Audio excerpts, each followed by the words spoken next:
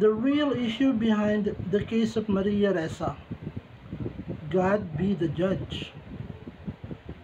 Last Monday, June 15, 2020, Judge Reynaldo Montesaon of the Manila Regional Trial Court Branch 46 promulgated the guilty verdict on Maria Ressa, editor-in-chief and CEO of Rappler News, and her writer Reynaldo Santos Jr. for the case of cyber libel filed against them by private citizen and businessman Mr. Wilfredo King.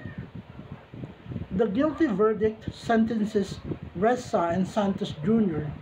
to serve jail time for 6 years and 1 day and to pay moral damages to Mr. King.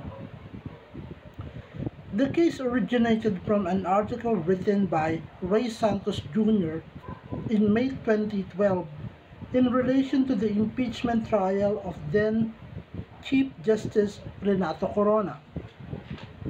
It could be remembered that the deceased former Supreme Court Chief Justice Renato Corona was placed on an impeachment trial in 2012, which eventually led to his ouster.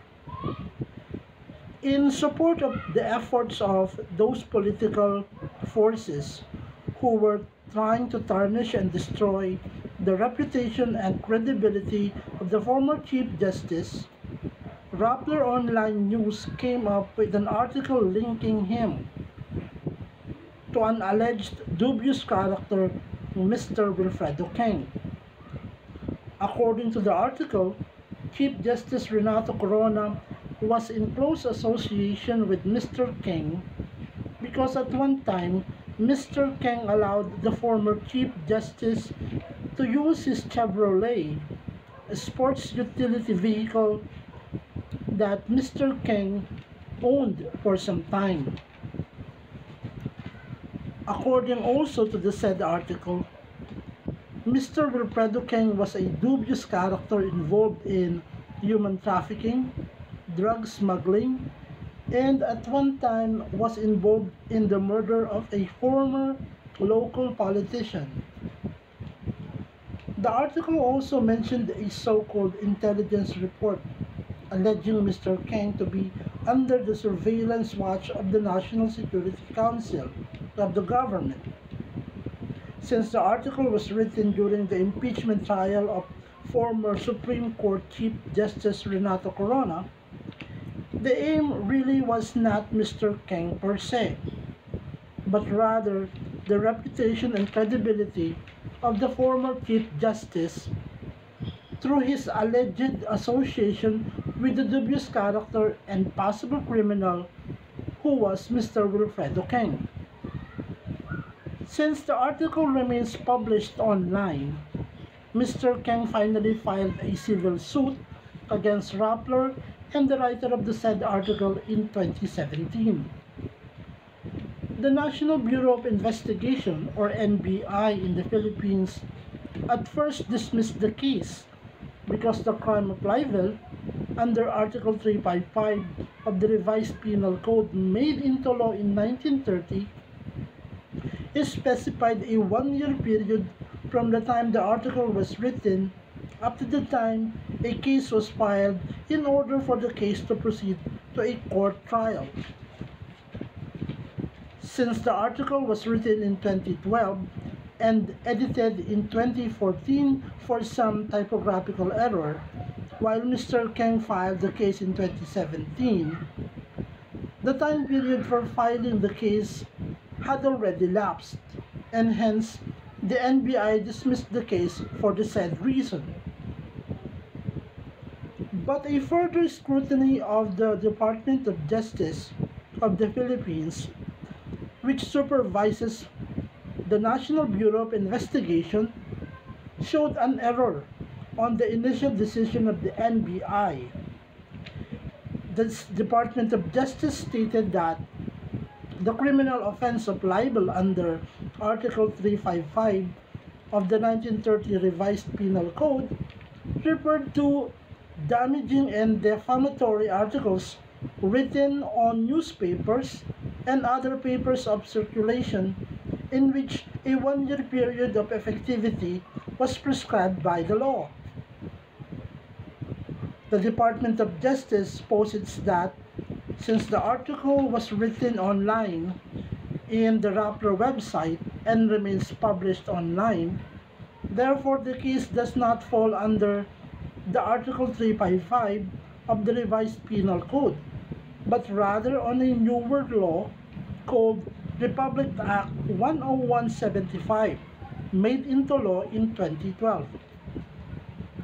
Now, the Republic Act 10175, also known as the Cybercrime Prevention Act, signed into law in 2012 under the tenure of former President Benigno Aquino III, covers the crime of libel into those articles written online or through the internet. Hence, they are called cyber libel. The Department of Justice further stated that since the case is cyber libel under Republic Act 10175, therefore it is a special crime and is covered by another law for special crimes called Republic Act 3326, which was made into law in 1961. Now, Republic Act 3326, being a law on special crimes such as cyber libel, prescribes the time frame from the time the crime is committed up to the time the case is filed in court to be within a 12-year period, and hence the so-called cyber libel filed by Mr. Keng against Rappler is still valid.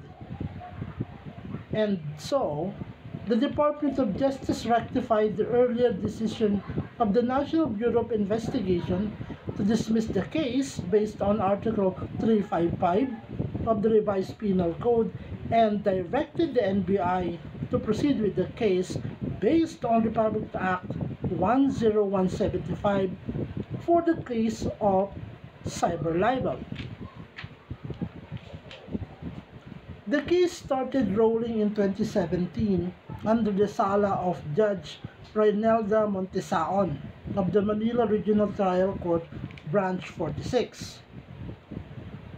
According to the judge, during the length of trial, Mr. Wilfredo Keng, the complainant, was able to seek clarification with the two leading agencies of government involved in criminal investigation for which his name was being dragged and slandered.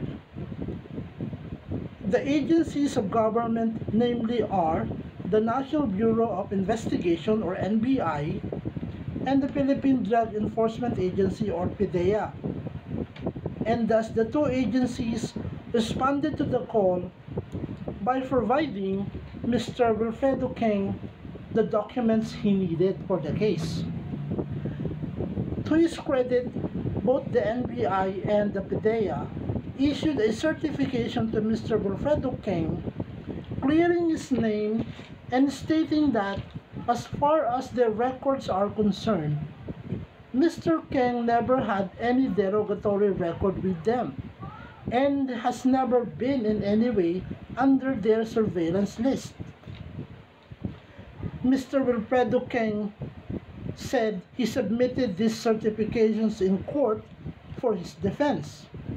He also alleged that he also supplied Rappler copies of the same certifications in the hope of the Rappler news agency would somehow change their article or pull it down from the internet. On the part of Rappler, they stood firm with their article and even mentioned a 2002 write-up from the newspaper called Philippine Star imputing the involvement of Mr. Keng himself of the same crimes they alleged them with. But that was a newspaper article written in 2002 of which the sources were not named. Judge Reynelda Montesaon noted that at the length of the trial, she never saw Rappler being able to back up and support or prove In truth, the allegations they wrote about in their article concerning Mr. King, leading her to finally affirm their guilt on the case. Maria Ressa, for her part, was adamant, claiming that the case against her was nothing but a case of political persecution and a sign of the administration of President Duterte supposedly curtailing press freedom and democracy in the Philippines. Whether Miss Maria Ressa is telling the truth or simply making propaganda, let God be the judge.